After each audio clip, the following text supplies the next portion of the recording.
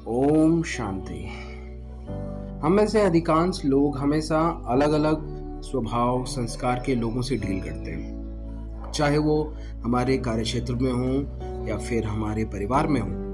यहाँ हमारी सबसे बड़ी चुनौती है बिना क्रोधित हुए उनके साथ बातचीत करने में। ऐसा इसलिए होता है क्योंकि हमारे व्यक्तित्व या स्वभाव और हमारी राय भी अलग अलग होती है।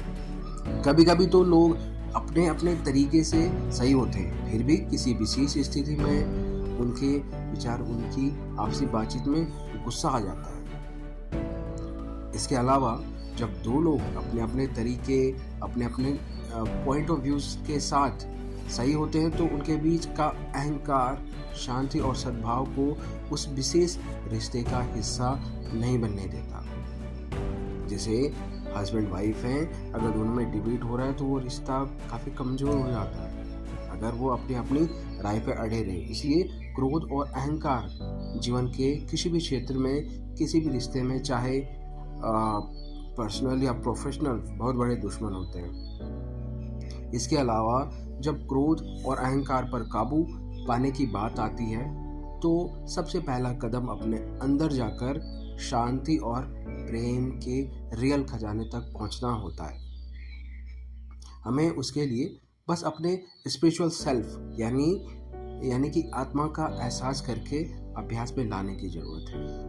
ऐसे एहसास से शांति और प्रेम जैसे सकारात्मक गुण हमारे स्वभाव का हिस्सा बन जाते हैं। इसके अतिरिक्त आध्यात्मिक स्व को सर्वोच्च सत्ता यानी कि परमपिता परमात्मा के साथ जोड़ने से भी ये आंतरिक खजाने बढ़ते हैं।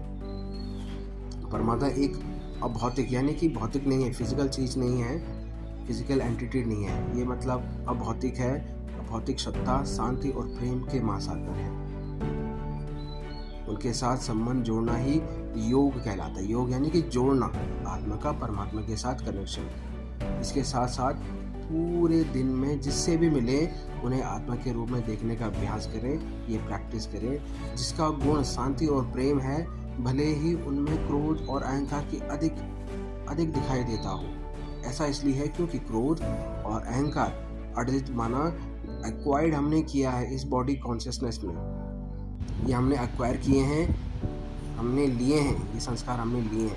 जबकि शांति और प्रेम हर आत्मा के मूल संस्कार हैं, वास्तविक गुण हैं। तो हर एक के मूल संस्कार को देखने से उनमें पॉजिटिव एनर्जी की फीलिंग्स आती है।